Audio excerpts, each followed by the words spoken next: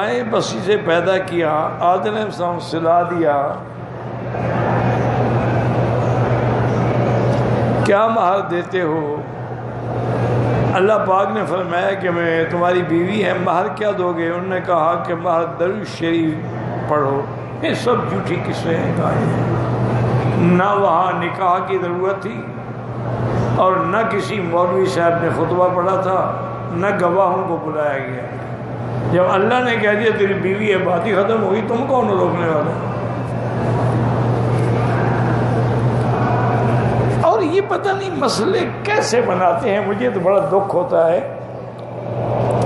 کسی سے پوچھو کہ کیا درود شریف مہر کے عوض ہو سکتا ہے کہ نہیں؟ بھئی درود پاک مہر کا بدل بن بھی سکتا ہے کہ نہیں بن سکتا؟ ایک حدیث میں ہے، بڑا مسئلہ، مشکل مسئلہ ہے، اور اس میں بڑا بڑا علماء کے اختلاف ہے۔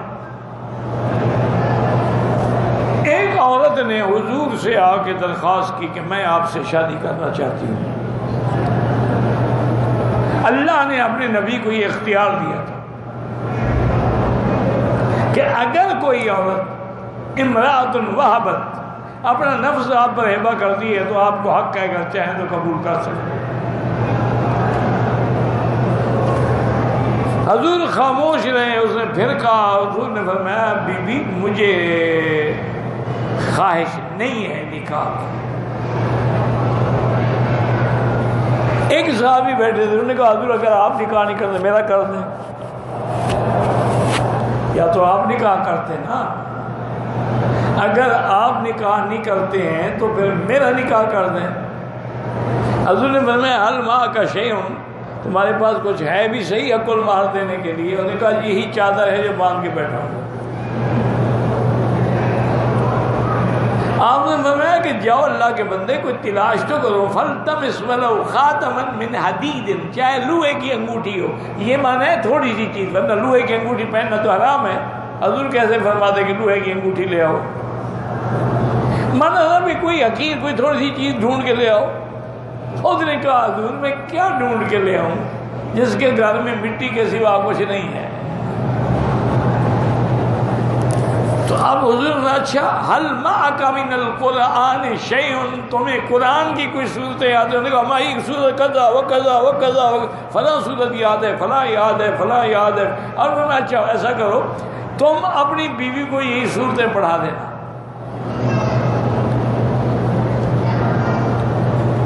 انہوں نے کہا جی بالکل حاضر، میں کیوں نہ پڑھاؤں، میری بیوی ہے پڑھاؤں گا۔ تو اس لیے علماء نے اس حدیث کو سامنے رکھ کے استدلال کیا ہے کہ کیا قرآن کی تعلیم جو ہے وہ حق المہر کے عوض ہو سکتی ہے بزرگ کے عوض؟ تو بعض ائمہ فرماتے ہیں ظاہر حدیث کو دیکھ کر کیا ہو سکتی ہے، جب حضور نے فرمایا تم پڑھا دیں اس کو بس یہ صورت ہے۔ امام ابو حنیفہ رحمۃ اللہ علیہ کہتے ہیں کہ نہیں، حق المہر ہے کیا، پہلے یہ تو بتاؤ۔ حق المہر جو ہے وہ عورت کے جسم یعنی شرمگاہ حوالے کرنے کے بدلے میں ہے، تو فرماتے ہیں اس کے بدلے میں تم قرآن دو گے۔ یہ تو مانا تھا کہ ابھی تمہارے پاس کچھ نہیں ہے، کچھ پڑھا دینا، جب اللہ پیسے دے گا بعد میں دے دینا حق المہر، وقتی طور پر تم اس کو تعلیم دے دو۔ تو لہٰذا حنفی مسلک میں تو قرآن یا درود حق المہر کے بدل بن ہی نہیں سکتا۔ تو اللہ پاک نے بی بی حوا کو، حضرت آدم کو کہا کہ درود پڑھ کے حق المہر ادا کرو۔ پتہ نہیں یہ مولوی صاحبان وہاں چھپے بیٹھے ہوتے ہیں، ان کو ڈر نہیں آتا خدا کو قیامت میں کیا جواب دے۔ کہتے ہیں آدم علیہ السلام نے گندم کا دانہ کھایا۔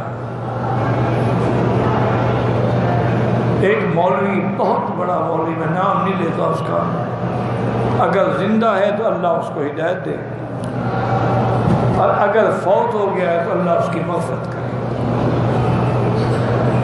اس نے مجھے خود کہا، اس نے کہا مکی صاحب یہ جو گندم کا دانہ ہے نا یہی سارا عذاب ہے۔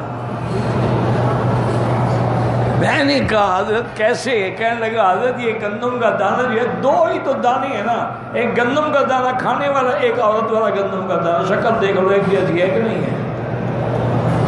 انہی دو دانوں نے تو ہمیں خراب کیا ہے۔ آدم کو بھی اسی گندم دانے نے نکالا تھا نا. اگر خدا کا خوف کرو تم نے قبر میں نہیں جانا. قرآن کہتا ہے ہم نے آدم حوا سے کہا کہ اس درخت کے قریب نہ جاؤ, تو تم گندم کا دانہ تم کہاں سے لے آئے؟ گندم درختوں پر لگتی ہے. وَلَا تَقْرَبَا هَٰذِهِ الشَّجَرَةَ, درختوں کے گندم کے کھیت ہوتے ہیں, گندم کے درخت تو نہیں ہوتے. شریف آدمی کیا کہہ رہے ہو؟ چپ تو کر گیا, لیکن جو مولوی کسی بات میں اڑ جائے اس کا کیا ہی بات ہے.